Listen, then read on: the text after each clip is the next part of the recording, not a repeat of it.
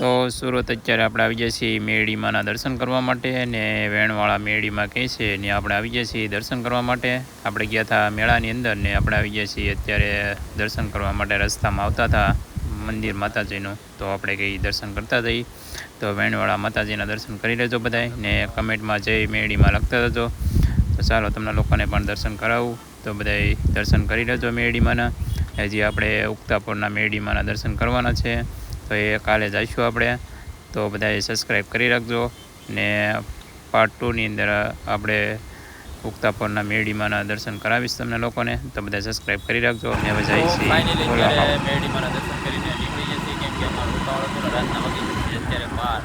તો કેમ કે પોલીસવાળા થોડુંક ઓર હોય છે, એટલા માટે આપણે જલ્દી દર્શન ફટાફટ કરીને નીકળી જઈએ છીએ. અને પાર્ટ 2ની અંદર આવશે આપણે ઉગતાપુરની મેરડીમાંના દર્શન કરીશું. અને એવું લાગતું તો કાલે આપણે સવારે પણ આનો થોડો ઘણો બ્લોગ કરવા આવશું પાછા. તો કન્ટિન્યુ બ્લોગની અંદર બન્યા રહેજો. અને અત્યારે તો જાય છે રાતે 12 વાગે પણ એટલી બધી ભીડ હોય છે ત્યાં મેરડીમાં. એ જો અત્યારે રોડની વચ્ચે હોય છે, પહેલાં તો રોડની મંદિર હતું, અત્યારે તો મંદિર સાઈડમાં અત્યારે લઈ લીધું. પહેલાં કંઈક હતું ત્યારે રોડ રસ્તો બનાવતા ત્યારે ના પડી હતી મેરડીમાં, એટલે પાછું રસ્તા પરથી પાછા સાઈડમાં મંદિર બનાવેલું છે. સૂર્ય ઉગે એટલે ડાયરેક્ટ પ્રકાશ માતાજીના ઉપર જાય એવું કંઈક એવી રીતના બેઠેલા છે. ને કંઈક રીંગણો હોય કે એવું કંઈક છે, એની અંદર કંઈક માતાજી કંઈક પ્રસો બતાવે એમ કંઈક રાત હતી. એટલે આપણે થોડું ઘણું ઓલું તો કંઈ શૂટ નહોતું કર્યું, એ ઉતાવળ પણ હતી આપણી સાથે. તો આ ગાડી જાય છે એ અમારી સાથે આવેલા છે મિત્ર.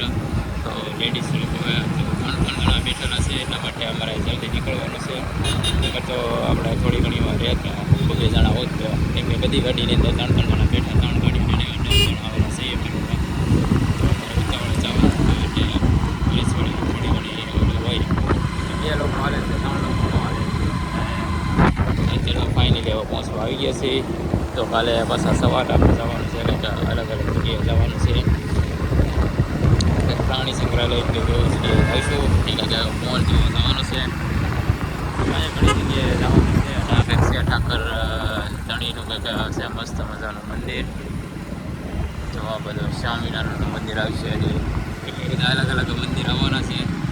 તો કન્ટિન્યુ બ્લોગની અંદર બન્યા રહેજો. આપણે ચાલુ ગાડીની અંદર બ્લોગ બનાવવાનો છે ઘણા ખરો, અત્યારે બતાવીશું બધું અલગ અલગ વસ્તુઓ. તો કન્ટિન્યુ બ્લોગની અંદર બન્યા રહેજો.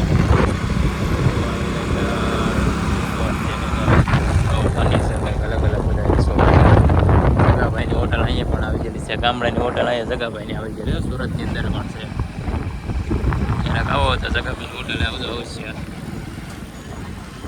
બધી જગ્યાએ કામરેજ આવી કેમ કે તો ભાઈ અમે અત્યારે બહુ રખડા તો અત્યારે 12 રાતના 12 વાગ્યા સુધી અત્યારે બધી અલગ હતા. ફાઇનલી તો આ લોકો બરફ ખાવા માટે જાય છે, અને અમે લોકો અહીંયા ઊભા છે. તો આ બધા જાય છે બરફ ખાવા માટે. આપણે કાંઈ બરફ ખાવાનો નથી, કેમ કે શરદી થઈ ગઈ છે. આ લોકો તો બધા સાદો બરફ ખાવા જાય છે. આંધે બધા અલગ અલગ અહીંયા વેરાયટી મળે છે બધી જગ્યાએ. જો આ બધું પણ છે, આ બધું બધી અલગ અલગ. આપણે કંઈ ખાવાનું નથી, તો આપણે કંઈ છીએ.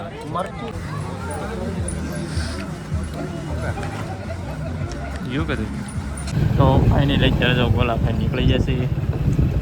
ને અહીંયા અલગ અલગ ગોલા બધા મસ્ત મજાના ગોલા બનાવે છે. અને વિશાલભાઈ તો ગોલો નહીં ખાધો ને કે આપણે ગોલો નહીં ખાધો.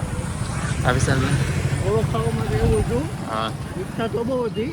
હા, તો શરદી થઈ ગઈ. એને પણ શરદી થઈ ગઈ ને મને પણ શરદી થઈ ગઈ. એ અમારા પિયુષભાઈ ખાધો પણ એને એક મસ્ત લાગ્યું. અને હવે નીકળી જશે ગોલા ખાઈને. બધી સજા ગોલાની જ બધી ઓલી છે, આખી ઓલી ગોલાની જ છે. આમ તો ચારે બાજુ સુરતની અંદર અહીંયા ફેમસમાં ફેમસ ગોલા મળે છે. કેવું એડ્રેસ કીધું તું?